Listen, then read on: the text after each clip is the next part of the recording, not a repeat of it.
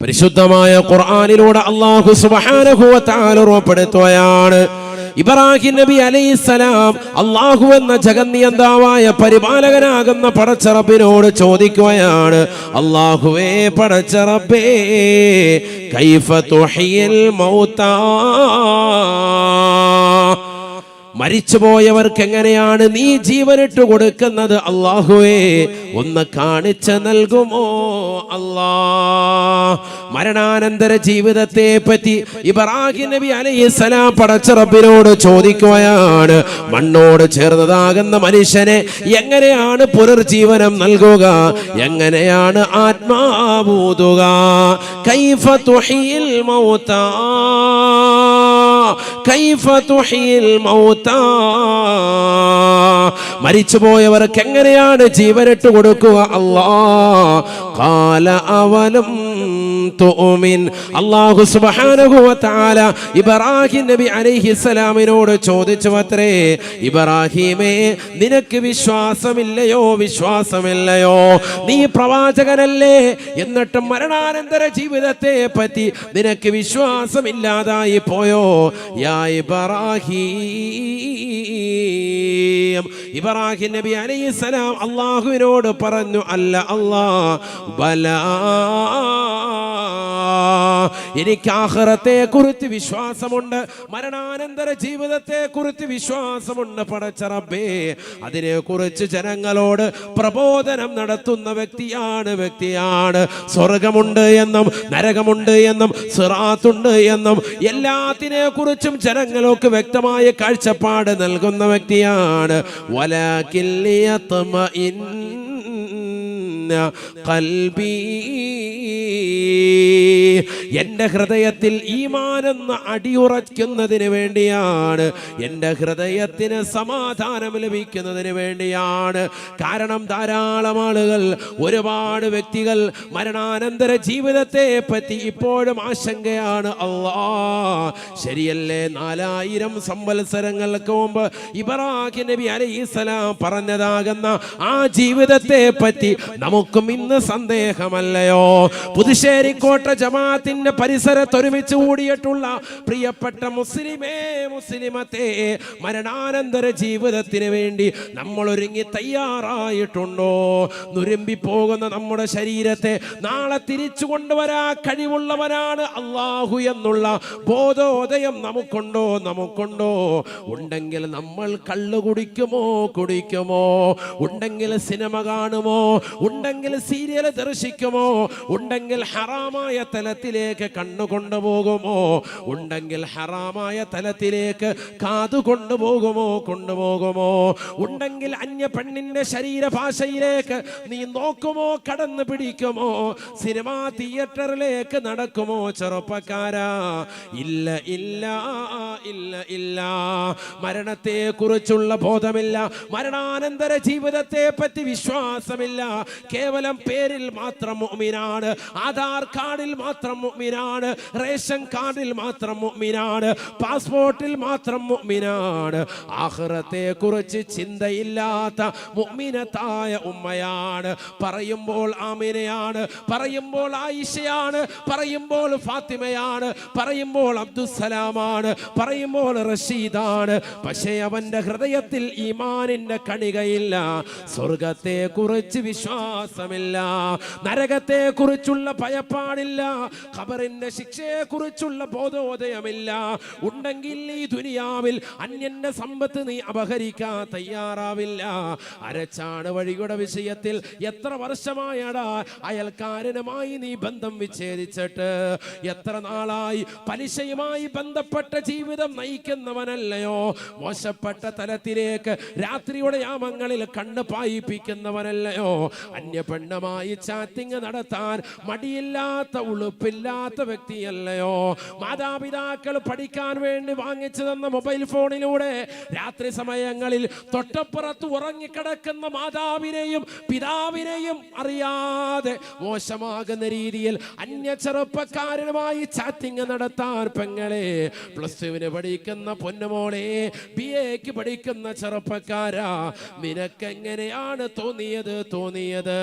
മരണത്തെ കുറിച്ചുള്ള ബോധമില്ല, മരണത്തിന് ശേഷം ശേഷമുള്ള ജീവിതത്തെ പറ്റി ഒരു ബോധമില്ല, ഖബറിൽ ശിക്ഷയുണ്ടെന്നുള്ള ബോധമില്ല. കേവലം ഒരു പറച്ചിൽ മാത്രമാണ്, ഞാൻ വിശ്വസിക്കുന്നു വിശ്വസിക്കുന്നു. ഇല്ല ഇല്ല, ഇരിക്കുന്ന ഓരോ ചെറുപ്പക്കാരും അവരവരുടെ ഹൃദയത്തിലേക്ക് കൈവച്ചുകൊണ്ടെന്ന് ചിന്തിക്കണേ സഹോദര. ഇരിക്കുന്ന പ്രിയപ്പെട്ട ഉപ്പാ ഉമ്മ, നമുക്ക് ആഖിറത്തെ പറ്റി ഭയമുണ്ടോ? ഖബറിനെ കുറിച്ച് ഭയമുണ്ടോ? നരകത്തെ കുറിച്ച് ഭയമുണ്ടോ? ഉണ്ടെങ്കിൽ ഒരു ഹറാമായ തലത്തിലേക്ക് നീ പോകുകയില്ല, ഹറാമായ ചുവട് നീ വെക്കുകയില്ല, ഹറാമായ ചിന്ത നീ വെച്ച് പുലർത്തുകയേ ഇല്ല. അതുകൊണ്ട് തന്നെ ഇബ്രാഹിം നബി അലൈഹിസ്സലാം പടച്ച റബ്ബിനോട് പറഞ്ഞു, അല്ലാ, മരണാനന്തര ജീവിതത്തെ പറ്റി, മരിച്ചു പോയവരെ ഒന്ന് പുനർജീവനം നൽകുന്നത് എനിക്കൊന്ന് കാണിച്ചു നൽകാൻ പറഞ്ഞത് എനിക്ക് വേണ്ടി മാത്രമല്ല അല്ലാ, വരാനിരിക്കുന്നതാകുന്ന ജനസഹസ്രങ്ങൾക്ക്, വരാനിരിക്കുന്ന ജനകോടികൾക്ക് പാഠമാണ് പാഠമാണ് പാഠമാണ്. അവർക്കും കൂടി ജീവിതത്തിലേക്ക് ഉൾക്കൊള്ളാനുള്ള മാതൃകയാണ്. വലാകിൻ ലിയത്മഇന്ന ഖൽബി, എന്റെ ഹൃദയത്തിൽ ഈമാൻ ഒന്ന് വേറിട്ട് രൂഢമൂലമാകുന്നതിന് വേണ്ടി ഒന്ന് കാണിച്ചു തരണം. എന്ത് കാണിക്കണം? എന്താ കാണിക്കേണ്ടത്? മരിച്ചുപോയവരെങ്ങനെ ജീവിപ്പിക്കുമെന്നുള്ളത് കാണിക്കണം. ആര് പറഞ്ഞു? ആരാ ചോദിക്കുന്നത്? ആരാ? ഇബ്രാഹിം നബി അലൈഹിസ്സലാം. ഉറക്കെ പറയും, സയ്യിദുന ഇബ്രാഹിം അലൈഹിസ്സലാം. എല്ലാ പ്രവാചകന്മാരുടെ പേര് കേൾക്കുമ്പോൾ ഉറക്കെ പറയണം അലൈഹിസ്സലാം. അത് മങ്കൂസ് മൗലിദി കേൾക്കുമ്പോൾ മാത്രം പോരാ, അല്ലാത്തപ്പോഴും വേണോ അത്. സയ്യിദുന ഇബ്രാഹിം, ലാ നുഫർരിഖു ബൈന അഹദിൻ മിർ റുസുലിഹി, ഒരു പ്രവാചകർക്കും ഇടയിൽ വേർതിരിക്കാൻ പാടില്ല, വേർതിരിക്കുന്നവൻ മുസ്ലിമുമല്ല. എല്ലാ പ്രവാചകന്മാരും ബഹുമാനിക്കണം, അത് നമ്മുടെ പ്രവാചകനല്ലല്ലോ എന്ന് പറയാൻ പാടില്ല. സയ്യിദുന ഇബ്രാഹിം. അപ്പൊ അല്ലാഹു സുബ്ഹാനഹു വ തആല ഇബ്രാഹിം നബിക്ക് മറുപടി നൽകി, എങ്കിൽ ശരി, നിനക്കിതാ കാണിച്ചു തരാം, തുടങ്ങാൻ പോവാണ് പരിപാടി. എന്താ ചെയ്യാൻ പോകുന്നത്?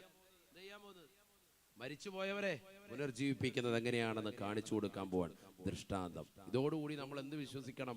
മരണാനന്തര ജീവിതം വിശ്വസിക്കണം. കാരണം ഖുർആനിക വചനമാണ്, സൂറത്തുൽ ബഖറയാണ്, 170-ാം സൂക്തമാണ്. അള്ളാഹു മനസ്സിലാക്കാൻ തൗഫീഖ് നൽകട്ടെ. ശരിക്കും ശ്രദ്ധിച്ചോണം.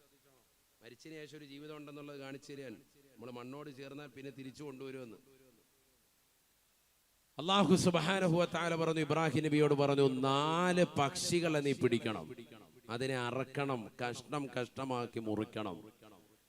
എന്നിട്ട് ആ 4 പക്ഷികളെയും കൊണ്ടുപോയി ദൂരെയുള്ളതാകുന്ന പർവ്വതത്തിന്റെ മുകളിൽ കൊണ്ടുപോയി കലർത്തിയതിന് ശേഷം അതിന്റെ മാംസങ്ങളും അതിന്റെ രോമങ്ങളും അതിന്റെ എല്ലാ രോമകൂപങ്ങളും ഒക്കെ കലർത്തിയിട്ട് നീ എന്ത് ചെയ്യണം? 4 പർവ്വതത്തിന്റെ മുകളിൽ കൊണ്ടുപോയി വെക്കണം. ഈ 4നെയും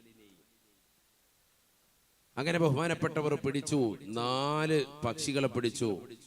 ഒന്ന് പ്രാവ്, മറ്റൊന്ന് മയില്, മൂന്നാമത്തത് കോഴി, നാലാമത്തത് കാക്ക. 4 ജീവികളെ പിടിച്ചു. ശരിക്കും ശ്രദ്ധിക്കണേ, നല്ലതുപോലെ ശ്രദ്ധിക്കണം. ഏതൊക്കെയാണ്? പ്രാവ്, മയില്, കോഴി, കാക്ക. പ്രാവ് വീട്ടിൽ വളർത്തുന്നവരുണ്ട്? ഉണ്ടോ? കൈ ഉയർത്തിക്ക്. എത്ര പേരുണ്ട്? ആരും ഇല്ല. സ്ഥാനം കൊണ്ടുപോകാനാണോ എന്ന് കരുതിയിട്ടെ? നമുക്കൊന്നും വേണ്ട. പിന്നെ ഓരോരുത്തറ വീട്ടിൽ വന്ന് നോക്കണം, അപ്പം അറിയാം എത്ര പ്രാവുണ്ട്. കോവിഡ് വന്നതിന് ശേഷം വീട്ടിൽ മുഴുവൻ പ്രാവും കുഞ്ഞുങ്ങളാണ്, അല്ലേ? പ്രാവുണ്ട്, ചിലർക്ക് മീൻ വളർത്തലുണ്ട്, പല പരിപാടികളാണ്. സലീം സാഹിബിൻ്റെ ഒക്കെ വീട്ടിൽ പോയാൽ മൊത്തം പക്ഷി കുഞ്ഞുങ്ങളാണ്. മീനുണ്ട്, പൂച്ചയുണ്ട്, എല്ലാം ഉണ്ട്. കോഴിയുണ്ട്, ആടുണ്ട്. അള്ളാഹുവർക്കൊക്കെ ബറക്കത്ത് ചൊരിയട്ടെ. അങ്ങനെ വേണം. കോഴിയുള്ളവരൊന്നും ഇവർക്ക് എത്ര പേരുണ്ട്? കോഴി കോഴി കഴിച്ചിട്ട് വന്നവരല്ല, അതായിരിക്കും ചിലപ്പോൾ കൂടുതൽ. അള്ളാഹു നമ്മുടെയൊക്കെ ജീവിതത്തിൽ ബറക്കത്ത് ചൊരിയുമാറാവട്ടെ, ബറക്കത്ത് ചൊരിയുമാറാവട്ടെ. എല്ലാവർക്കും അള്ളാഹു സന്തോഷം നൽകട്ടെ. നല്ല വെള്ള പൂവൻ കോഴി നല്ലതാണ്, ഒരു വീട്ടിലുണ്ടാവൽ സുന്നത്താണ്. ഒരു വീട്ടിൽ വളർത്തൽ നല്ലതാണ്. നിസ്കാരത്തിന്റെ സമയമാകുമ്പോൾ അത് അറിയിക്കുന്നതാണ്. നല്ല വെള്ള പൂവൻ കോഴി, നല്ല പൂവൊക്കെ ഉള്ള നല്ല പൂവൻ കോഴി, ചുവന്ന പൂവുള്ള നല്ല വെളുത്ത നല്ല പൂങ്കോഴി. ഇന്നിപ്പോൾ ആരെങ്കിലും ഇവിടെ കച്ചവടത്തിനുണ്ടെന്നാൽ ഭയങ്കര ഡിമാൻഡായിരിക്കും. അള്ളാഹു ബർക്കത്ത് ചൊരിയട്ടെ. അങ്ങനെ വെള്ള പൂങ്കോഴി ഉള്ളവരൊന്നും ആരെങ്കിലും ഉണ്ടോ? ഒരാളുണ്ട്.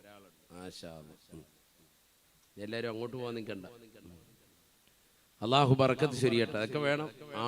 ആടിനെ വളർത്താം. മാമിൻ നബിയ്യിൻ ഇല്ലാ വഖദ് റഅ ശഫീഉനാ റസൂലുള്ളാഹി. എല്ലാ അമ്പിയാക്കളും ആടിനെ മേച്ചിരുന്നു എന്ന് സയ്യിദുനാ റസൂലുള്ളാഹി. വലിയ ഗുണമുണ്ടാവും. നേതൃപടവും അലങ്കരിക്കാൻ സാധിക്കും. എല്ലാ അമ്പിയാക്കളും ആടിനെ മേച്ചിരുന്നവരാണ്. ആട് ഇങ്ങോട്ട് വലിക്കുമ്പോൾ അങ്ങോട്ട് പോകും. അങ്ങനെയാണ് ആടിൻ്റെ ഒരു പ്രകൃതം. നല്ല ക്ഷമ വേണം. നല്ല ക്ഷമാശീലരാകും. അള്ളാഹു തൗഫീഖ് നൽകട്ടെ. അതുകൊണ്ട് വീട്ടിലൊക്കെ കുറച്ച് നാളെങ്കിലും, ഒരുപാടില്ലെങ്കിലും കുറച്ച് നാളെങ്കിലും, കുറച്ച് ബുദ്ധിമുട്ടുണ്ടാവും. ആടിനെ മേയ്ക്കുന്ന കാര്യം പറയുമ്പോൾ എല്ലാവരും ബുദ്ധിമുട്ടാണെന്ന് പറയുന്നത്. അത് തന്നെ ആ ബുദ്ധിമുട്ട് സഹിച്ച് നമ്മൾ അതിനെ മേച്ചാൽ അതിനൊരു ഗുണം ജീവിതത്തിൽ ഉണ്ടാകും, ഉറപ്പാണത്.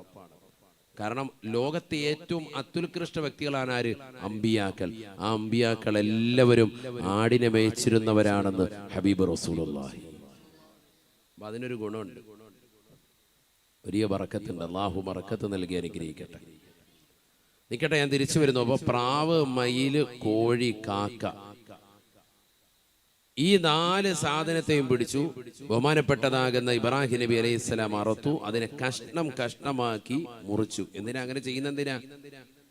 അതിനെ പുനർജീവിപ്പിക്കാൻ പോവാണ്, തിരിച്ച് ജീവിതത്തിലേക്ക് കൊണ്ടുവരാൻ പോവാണ്. അപ്പൊ അത്രത്തോളം ഇഞ്ചിഞ്ചായി കഷ്ണമാക്കിയതിനെ എങ്ങനെ കൊണ്ടുവരും, അതിനാണ് നോക്കുന്നത്. ശരിക്കും നല്ല കഷ്ണമാക്കി ഷവർമയ്ക്കൊക്കെ മുറിക്കുന്നത് പോലെ മുറിച്ചു എന്നർത്ഥം. അങ്ങനെ പറഞ്ഞാൽ വേഗം തിരിയുമല്ലോ. അങ്ങനെ മുറിച്ച് റെഡിയാക്കി. ഖുർആൻ പറഞ്ഞ ചരിത്രമാണ്, ഇതാണ് നമ്മൾ പഠിക്കേണ്ടത്. എന്നിട്ട് ബഹുമാനപ്പെട്ട ഇബ്രാഹിം നബി അലൈഹി സ്വലാം തൊട്ടടുത്ത് കാണുന്നതാകുന്ന പർവ്വതങ്ങൾക്ക് 4 പർവ്വതത്തിന്റെ മുകളിൽ ഈ 4 പക്ഷികളെയും കലർത്തി, മാംസങ്ങൾ കലർത്തി, അതിന്റെ തൂവലുകളുണ്ട്, അതിന്റെ രോമങ്ങളുണ്ട്, ഒക്കെ കലർത്തിയിട്ട് ആ 4 പർവ്വതങ്ങൾക്ക് മുകളിൽ കൊണ്ടുപോയി ഇതിന്റെ അംശം കൊണ്ടുപോയി വെക്കാണ് എല്ലാത്തിന്റെയും. എന്നിട്ട് തല മാത്രം കയ്യിൽ പിടിച്ചു, ഓരോന്നിന്റെയും തല മാത്രം. എല്ലാത്തിൻ്റെയും തലയുണ്ട്. പ്രാവിൻ്റെ ഉണ്ട്, മയിലിൻ്റെ ഉണ്ട്, കോഴിയുടെ ഉണ്ട്, കാക്കയുടെ ഉണ്ട്. എന്നിട്ട് ഈ തല മാത്രം പിടിച്ചിട്ട് ബഹുമാനപ്പെട്ടവര്, ഖുർആനാണ്, പരിശുദ്ധമായ ഖുർആനിലൂടെ അല്ലാഹു സുബ്ഹാനഹു വ തആല ഓർമ്മപ്പെടുത്തുകയാണ്. ഖാല ഫഖുദ് അർബഅതം മിനത്ത്-ത്വയ്ർ فصرهن إليك ثم اجعل على كل جبل منهن جزءا ثم ادعهن يأتينك سعيا واعلم أن الله عزيز حكيم. പരിശുദ്ധമായ ഖുർആനിലൂടെ അല്ലാഹു സുബ്ഹാനഹു വ തആല ഉറപ്പെടുത്തുകയാണ്. ഇബ്രാഹിം നബി അലൈഹിസ്സലാം 4 പക്ഷികളെയും അറുത്തിട്ട് അതിൻ്റെതാകുന്ന കഷ്ണങ്ങൾ കൊണ്ടുപോയി 4 പർവ്വതങ്ങൾക്ക് മുകളിൽ കൊണ്ടുപോയി വെക്കുകയാണ്. അതിൻ്റെ തലകൾ 4 കൈകളിൽ പിടിച്ചുകൊണ്ട് ആ ജീവജാലങ്ങളെ നോക്കിക്കൊണ്ട് വിളിക്കുകയാണ്, തആലൈൻ തആലൈൻ. ഇബ്രാഹിം നബി അലൈഹിസ്സലാമിന്റെ വിളിക്കുത്തരം നൽകിക്കൊണ്ട് ആ പക്ഷികൾ അതിൻ്റെതാകുന്ന തൂവലിലേക്ക് വന്നുകൊണ്ട് ചേരുകയാണ്. അതിൻ്റെ മാംസങ്ങൾ വന്നുകൊണ്ട് ചേരുകയാണ്. ഏത് രീതിയിലാണോ, ഏത് കോലത്തിലാണോ, ഏത് ഭാവത്തിലാണോ അതുണ്ടായിരുന്നത്, ഓരോന്നും അതിൻ്റെതാകുന്ന രൂപം പഴയ രൂപത്തിലേക്ക് പ്രാപിക്കുകയാണ്. സുബ്ഹാനല്ലാഹ്.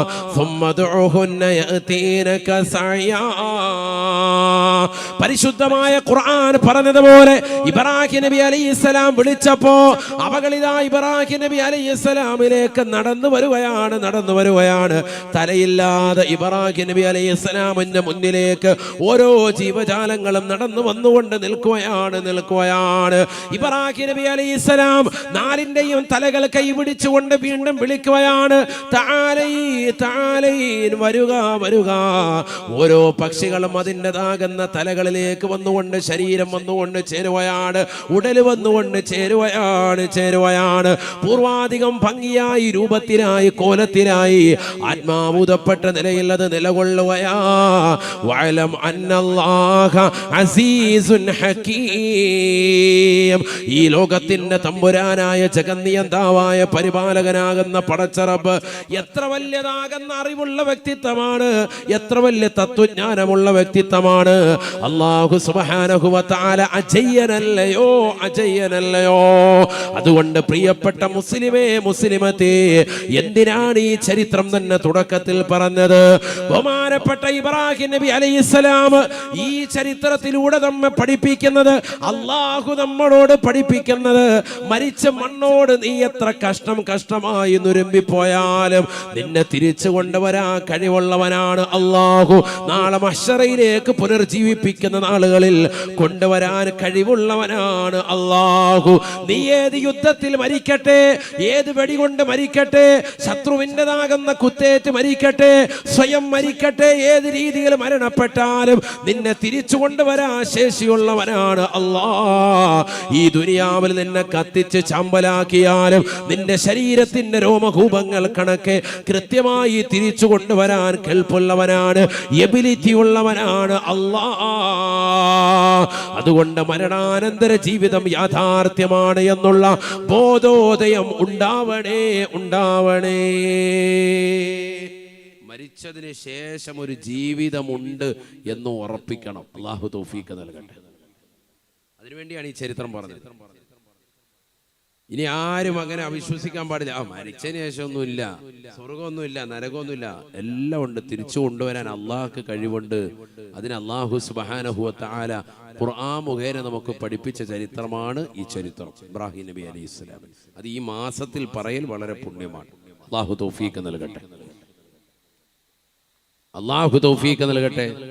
ശ്രദ്ധിക്കുക നിങ്ങൾ. അതുകൊണ്ട് തന്നെ മരണാനന്തര ജീവിതം ഉറപ്പായ നമ്മൾ ഇനി എന്ത് ചെയ്യണം?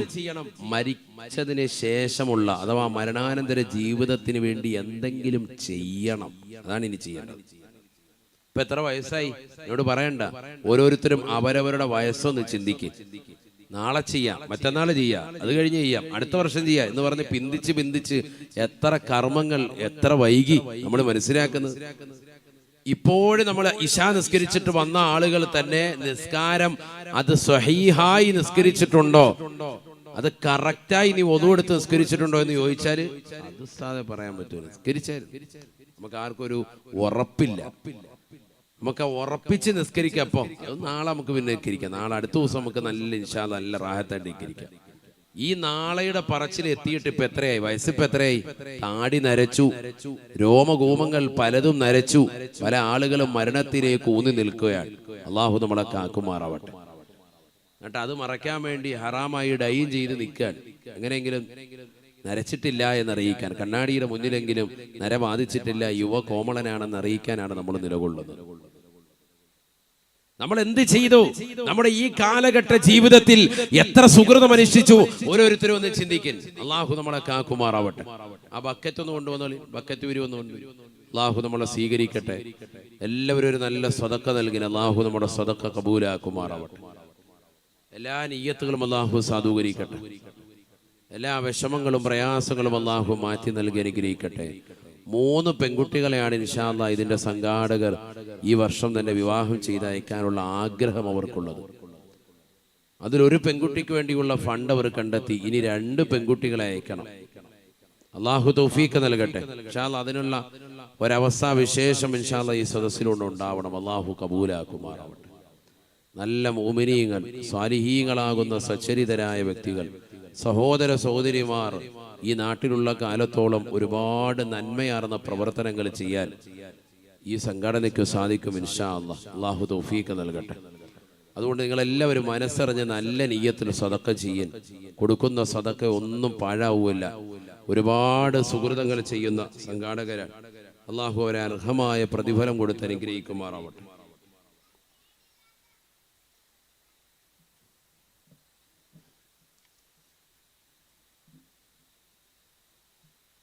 ഇൻഷാ അല്ലാഹ് എല്ലാവരും നല്ല നിയ്യത്തിന് സദഖ നൽകി അല്ലാഹു നമ്മുടെ സദഖ സ്വീകരിക്കുമാറാവട്ടെ, കബൂൽ ചെയ്ത് അനുഗ്രഹിക്കട്ടെ. എല്ലാവരും ഉറക്കാമീൻ പറയും. ആമീൻ.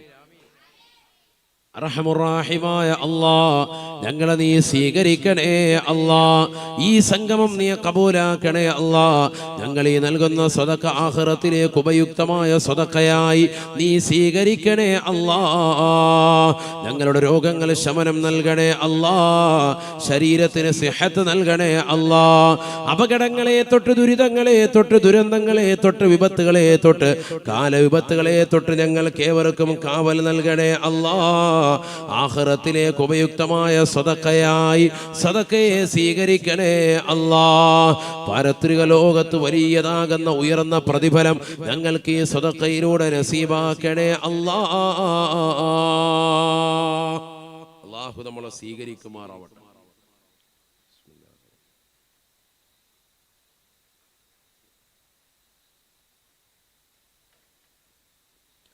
ചുരുക്കത്തിൽ മരണാനന്തര ജീവിതത്തിന് വേണ്ടി നമ്മൾ ഒരുങ്ങി തയ്യാറാവണം. നമ്മുടെ ജീവിതത്തിൽ അങ്ങനെ നമ്മളെ സുഹൃതങ്ങൾ അനുഷ്ഠിച്ചിട്ടുണ്ടോ? ഓരോരോ ചിത്രം ചിന്തിക്കും. നാളെ ചെയ്യാം, മറ്റന്നാൾ ചെയ്യാന്ന് പറഞ്ഞ് നമ്മളിങ്ങനെ പിന്തിച്ചു പോവാൻ. എപ്പോഴാണ് നമുക്ക് സുഹൃതം ചെയ്യാൻ അവസരം ലഭിക്കുക? എപ്പോഴാണ് അവസരം ലഭിക്കുക? നബീന റസൂലുള്ളാഹി സ്വല്ലല്ലാഹു അലൈഹി വസല്ലമ തങ്ങൾ പറയുകയാണ്, മാ മിൻ യൗമിൻ ഇല്ലാ അഖറജ ഇലാ അഹ്ലി ദുനിയാ ഫയുനാദി യബ്ന ആദം. ഹബീബുന റസൂലുള്ളാഹി സ്വല്ലല്ലാഹു അലൈഹി വസല്ലമ തങ്ങൾ പറയുകയാണ്, എല്ലാ ദിവസവും ഈ ദുനിയാവിന്റെ അഹ്ലുകാരിലേക്ക് ദിവസം വന്നുകൊണ്ട് വിളിച്ചു പറയുമത്രേ, ആദമിന്റെ സന്തതിയെ, ആദമിന്റെ പൊന്നുമോനെ, ഇഗ്തനിമനി, നീ എന്നെ ശരിക്കൊന്ന് മുതലാക്കണേ. നീ ഈ ദിവസത്തെ വെറുതെ കളഞ്ഞു കുളിക്കല്ലേ. അനാവശ്യമാകുന്ന സംസാരങ്ങൾ നടത്തിക്കൊണ്ട് ഈ ദിവസത്തെ നീ ഹനിച്ചു കളയല്ലേ. നമസ്കരിക്കാതെ പോകരുതേ, നോമ്പ് നോൽക്കാതെ പോകരുതേ, പാവങ്ങളുടെ കണ്ണീരപ്പാതെ പോകരുതേ, നിരാലംബര കവലംബമാകാതെ പോകരുതേ. സുഹൃതങ്ങൾ ധാരാളം അനുഷ്ഠിച്ചുകൊണ്ട് ഈ ദിവസത്തെ നീ ധന്യമാക്കണേ. യഗ്തനിമനി ഫലഅല്ലഹു ലാ ലൈല ലാ യൗമ ലക ബഅദി. കാരണം ഇതിന് ശേഷം ഈ പകല് നിനക്ക് ഇല്ലാതായേക്കാം. ഇനി ഒരിക്കലും ഈ ദിവസം മടങ്ങി വരുകയില്ല. ഇനി ഒരിക്കലും ഈ പകല് നിന്നിലേക്ക് മടങ്ങി വരുകയില്ല. അതുകൊണ്ട് ഈ പകലിനെ നീ ശരിക്ക് ഇബാദത്തെടുക്കണേ എന്ന് ഓരോ പ്രഭാതവും വന്നുകൊണ്ട് ഓരോ മനുഷ്യരുടെ അടുക്കലും വന്നുകൊണ്ട് പറയുന്നുണ്ടെന്ന് ഹബീബുനാ റസൂലുള്ളാഹി. വലാ ലൈലത്തുൻ തുനാദി യബ്ന ആദം. എല്ലാ രാത്രിയും ഓരോ രാത്രികളും വന്നുകൊണ്ട് മനുഷ്യരുടെ അടുക്കൽ വിളിച്ചു പറയുകയാണ്. ഇന്നത്തെ മഗ്രിബ് അസ്തമയം വന്നപ്പോൾ, സൂര്യൻ അസ്തമിച്ചപ്പോൾ, സൂര്യന് പടിഞ്ഞാറിലേക്ക് വന്നുകൊണ്ട് അസ്തമയം തൂകിയപ്പോ, ഈ അസ്തമയത്തിൻ്റെതാകുന്ന സന്ദർഭത്തിലും ലോകത്തോട് രാത്രി വിളിച്ചു പറഞ്ഞിട്ടുണ്ട്, അല്ലയോ ജനങ്ങളെ, യബ്ന ആദം, ആദമിന്റെ പൊന്നുമോനെ, യഗ്തനിമനി, നീ എന്നെ ശരിക്ക് മുതലാക്കണേ. നീ ഈ രാത്രിയെ ശരിക്ക് ഇബാദത്ത് കൊണ്ട് ധന്യമാക്കണേ. മുൻഗാമികളാകുന്ന ആളുകൾ ഇബാദത്തെടുത്തത് രാത്രിയിലാണ്.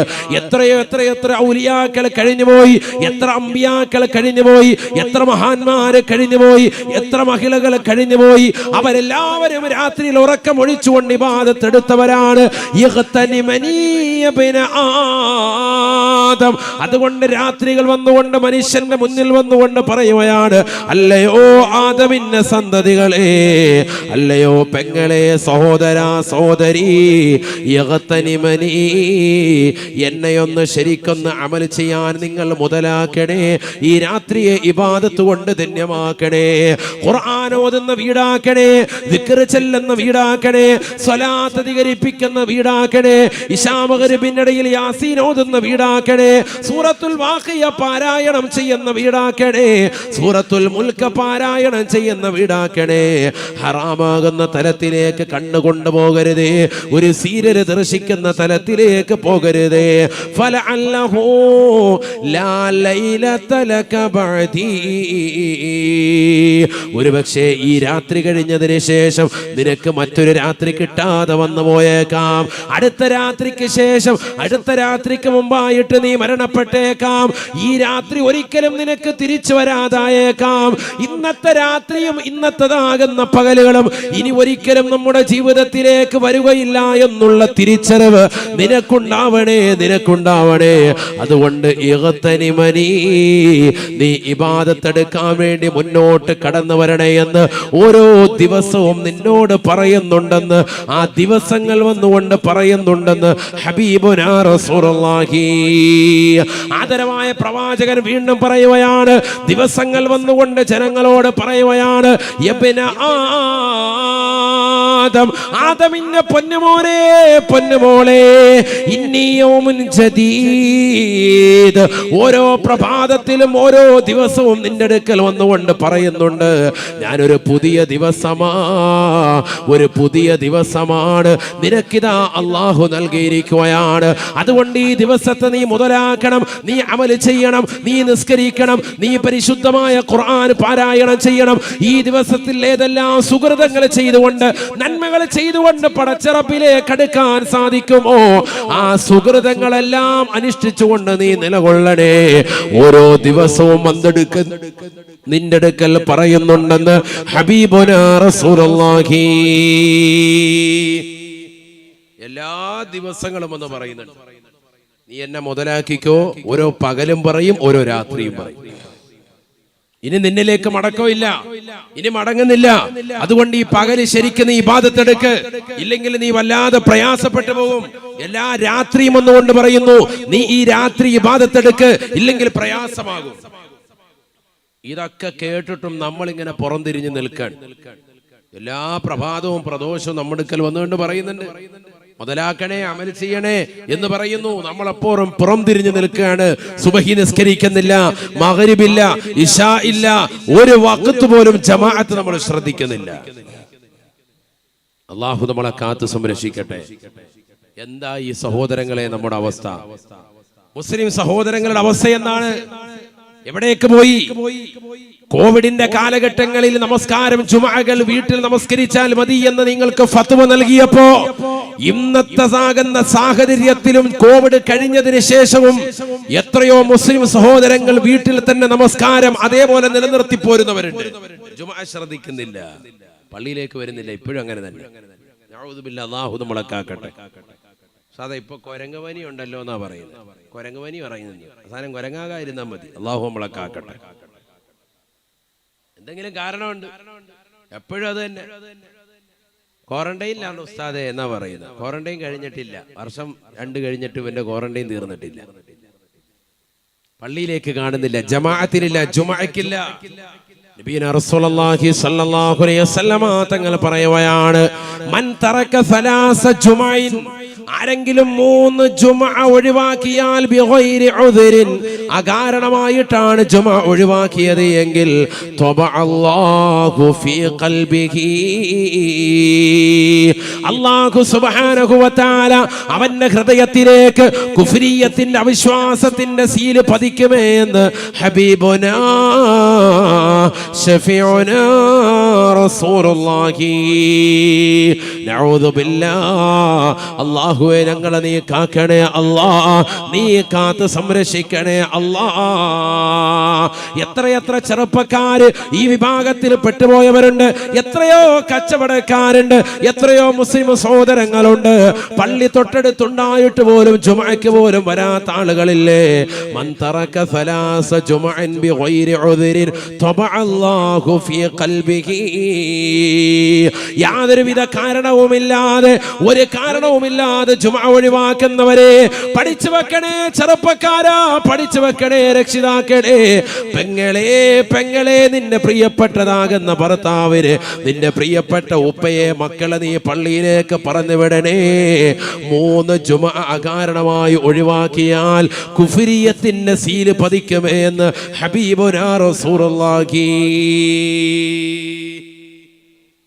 സ്വല്ലല്ലാഹു അലൈഹി വസല്ലം. ചെറിയ കാര്യമല്ല. നിസ്കാരം ചിട്ട വെക്കണം. നമ്മൾ പിറകോട്ട് പോയില്ലേ? ഇന്നത്തെ ഒരു ദിവസം തന്നെ എടുത്തു നോക്കി എത്ര പേര് സുബഹിക്ക് നമ്മുടെ ജമാഅത്തിൽ പള്ളിയിലുണ്ടായിരുന്നു. ളുഹറിനുണ്ടായിരുന്നു, അസറിനുണ്ടായിരുന്നു, മഗ്രിബിനുണ്ടായിരുന്നു, ഇശായിനുണ്ടായിരുന്നു. ചിന്തിക്കുന്നു ഇന്നത്തെ ഒരു ദിവസം. ഒരു കാര്യമില്ല. വീട്ടിൽ തന്നെ ഇരിക്കുന്ന എത്രയോ ആളുകളുണ്ട്. ഒരു കാര്യമില്ല. ടൗണിൽ അവിടെ ഇവിടെയൊക്കെ ഇരിക്കുന്ന ആളുകളുണ്ട്. ജമാഅത്ത് ശ്രദ്ധിക്കുന്നില്ല. മുഅ്മിനായ മനുഷ്യനും കാഫിറിനും ഇടയിലുള്ളതാകുന്ന വ്യത്യാസം നിസ്കാരമാണ്.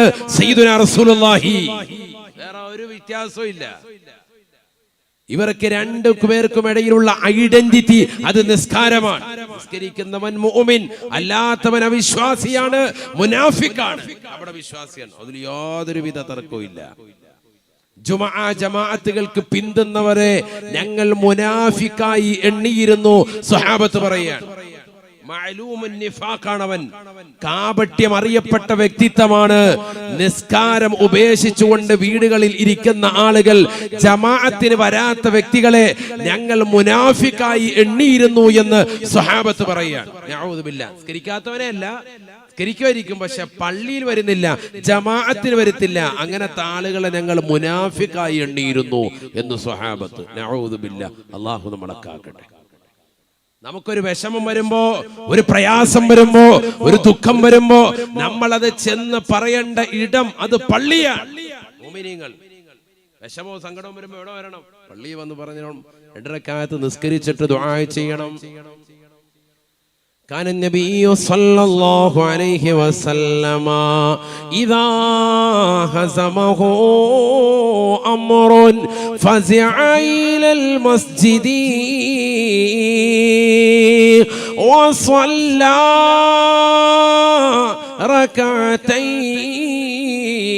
ركعتين.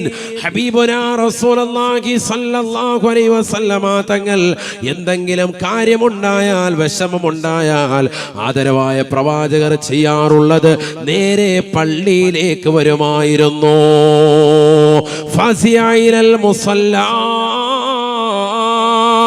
അള്ളാന്റെ പള്ളിയിലേക്ക് വരുകയാണ്, തിരുസമക്ഷത്തിലേക്ക് വരുകയാണ്. ഈ ലോകത്തിന്റെ തമ്പുരാനായ ജഗന്നിയന്താവായ പരിപാലകനാകുന്ന പടച്ചറബിന് തീർക്കാൻ പറ്റാത്ത വിഷമം ഏതാണ് സോദരാ? അവന് തീർപ്പ് കൽപ്പിക്കാൻ പറ്റാത്ത വിഷമം ഏതാണ് സോദരി? അള്ളാന്റെ മുന്നിൽ വന്നുകൊണ്ട് നമ്മുടെ ശിരസ്കരനാവുകയാണ്. 2 റക്അത്ത് പള്ളിയിൽ നിസ്കരിച്ചിട്ട് ദുആ ചെയ്യുമായിരുന്നു ഹബീബുനാ റസൂലുള്ളാഹി.